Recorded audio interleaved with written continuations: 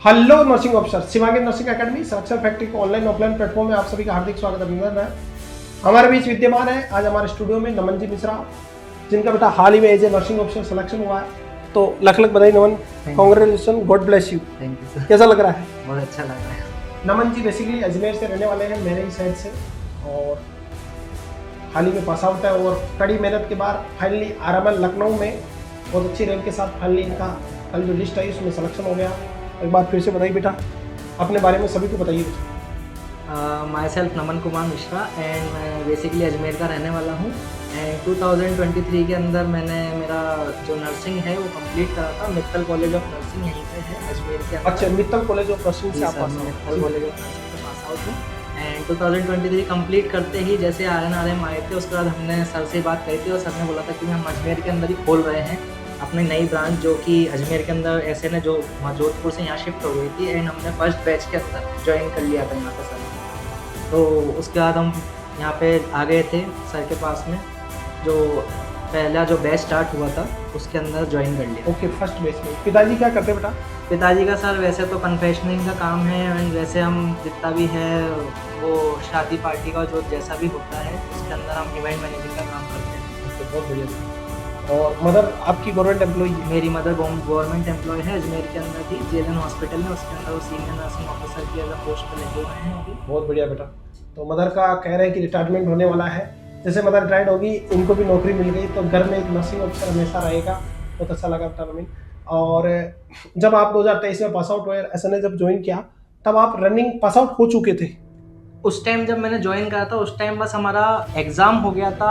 हम जब आपके पास आ गए थे उसके बाद में रिजल्ट आया था और RNRM भी उसके बाद में ही आए थे। अपन जब 6-3 महीने हो गए थे उसके बाद में पास आउट हुआ। बहुत बढ़िया। कोचिंग के अंदर ही उस टाइम। और उस दौरान आपने काफ़ी एग्जाम भी दिए? उस बहुत सारे एग्ज़ाम दिए थे उस टाइम पे जी। तो आपको SN के बारे में किसने बताया? SN के बारे में साथ में क्लासमेट ही है, हिमांशु शर्मा है, और एक साथ में एक और बैचमेट है जो मेरे साथ आकाश में पढ़ता था, भवानी जी। भवानी दोनों ही सिलेक्टेड है? दोनों ही सिलेक्टेड हैं। भवानी भी शायद लखनऊ ही है। लखनऊ KGM के अंदर। हिमांशु जी भी UPMS सफाई में जॉब कर रहे हैं, तो बहुत बढ़िया। UPMS में जॉब कर रहे हैं, तो बहुत बढ़िया बात है कि जब एक अच्छा ग्रुप होता है ना, दोस्त अच्छे बनाओ, मैं हमेशा कहता हूँ, क्योंकि अच्छा ग्रुप होता है तो वो भी सक्सेस होते हैं, दूसरों को सक्सेस कराते हैं डेफिनेटली। तो अच्छा लगा बेटा। तो आपका जब आप ऑफलाइन आ रहे थे, जब आपका कोर्स कंप्लीट हो गया, फिर उसके बाद आप डेली पढ़ने का क्या रूटीन रहता था?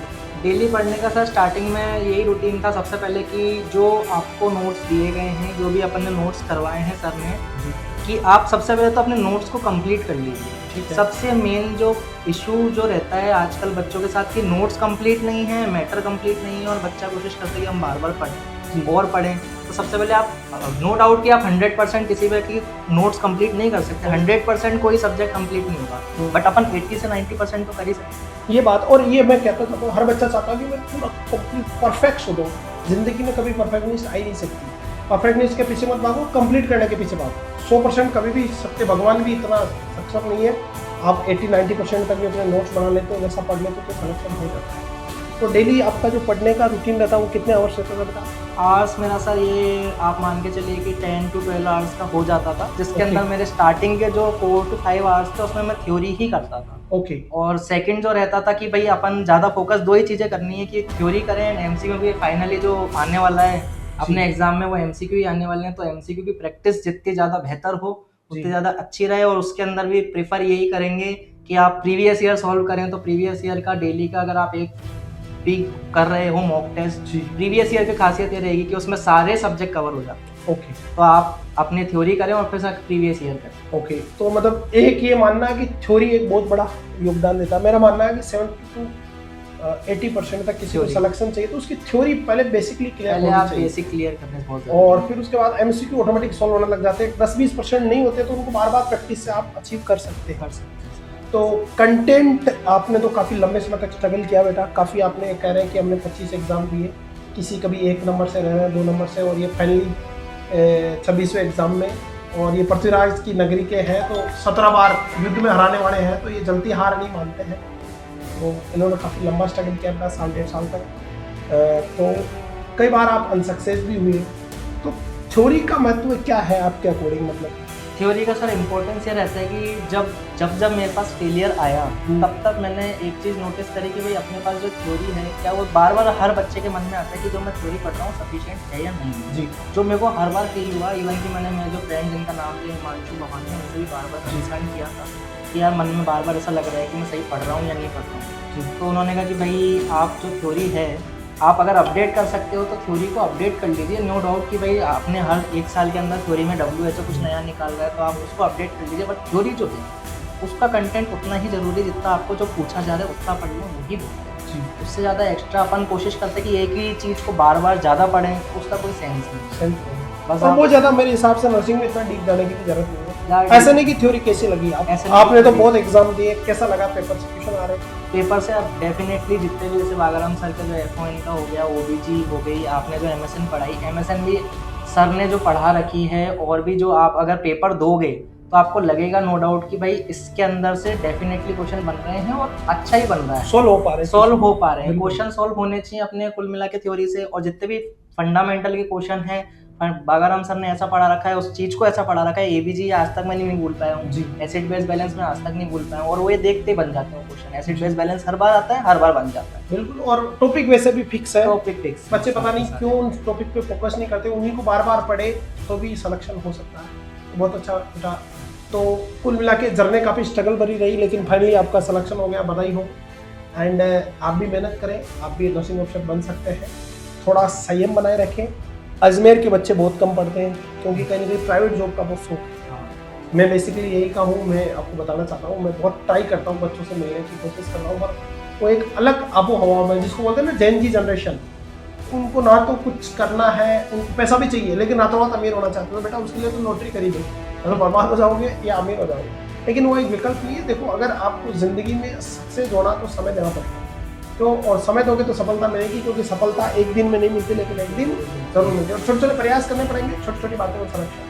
तो अजमेर के बच्चों को या देश भर के जो जितने भी नर्सिंग ऑफिसर की तैयारी कर रहे बच्चे, आपका फाइनल संदेश क्या है? क्योंकि आपने तो बेटा हाल ही में ताज़ा संघर्ष किया है।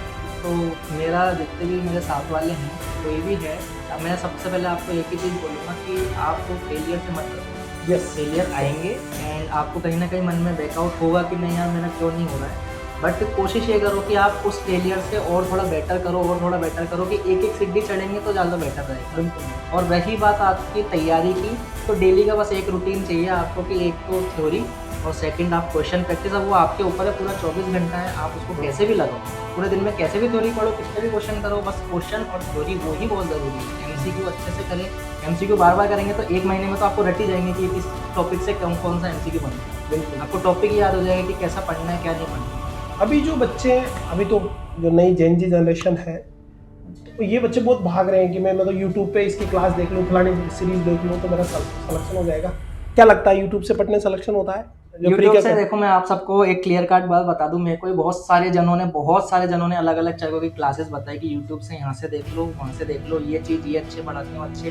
बट मैं आपसे कहूँगा कि आपकी खुद की पर्सनल नोट्स जो आपने बना रखे हैं, और एक रोज का भले एक टॉपिक ले लो लेकिन उस टॉपिक को इतने अच्छे से प्रिपेयर कर लो और अपने ही नोट्स, बस उससे ज़्यादा आपको इधर उधर जाने का जरूरत, क्योंकि आप उसमें भी एकेडमी कैसी होती है बेटा, वो बहुत प्रेफरेंस होता है। जैसे खुद नहीं लगे बहुत सारे या CHO टाइप के टीचर पढ़ा रहे हैं जो रोज 10-10 घंटे यूट्यूब पे क्लास लेकर माहौल बना रहे हैं, शायर सुना के डांस करके, तो ऐसे से भी सिलेक्शन होता है। आपके पास कंटेंट एम्स में जाना है या एग्जाम में जाना तो उस लेवल का कंटेंट होना जरूरी है। तो SN के बारे में क्या विचार है? ईमानदारी से कहीं, कोई आप पे दबाव नहीं। ईमानदारी से सर, मैं पढ़ा हूँ SN के अंदर, ऑफलाइन बैच में रहा हूँ, पूरे 9 महीने की जितनी भी पूरा बैच चला है, फर्स्ट क्लास से लेकर लास्ट क्लास तक यहीं रहा हूँ जी। एंड जितने भी मॉर्निंग से लेकर इवनिंग जितना भी साइकेट्री क्लास होती थी मैं रेगुलर बेसिस पे रहा हूँ, मैंने कभी मिस नहीं करा। तो यही है कि आप कंटेंट अच्छे से मिल रहा है और कंटेंट के अंदर कोई ऐसी कमी नहीं है, बस आपको ये है कि आपको खुद के ऊपर ही मेहनत करनी है और आपको कंटेंट भी अपना अच्छे से देखना भी, और बार बार पढ़ेंगे तो रिवीजन से काम हो ही जाएगा। बहुत बढ़िया sir, thank you dear, God bless you. ईश्वर आपके सपने पूरे करें, अच्छे नर्सिंग ऑफिसर बने, लोगों की सेवा करें, नर्सिंग प्रोफेशन के झंडे को, नाम को हमेशा आके रखें, एक दूसरे का सहयोग करें और नर्सिंग प्रोफेशन के मान सम्मान को बनाए रखें। जय nurse, thank you so much, thank you बेटा, God bless you, thank you dear all, thank you.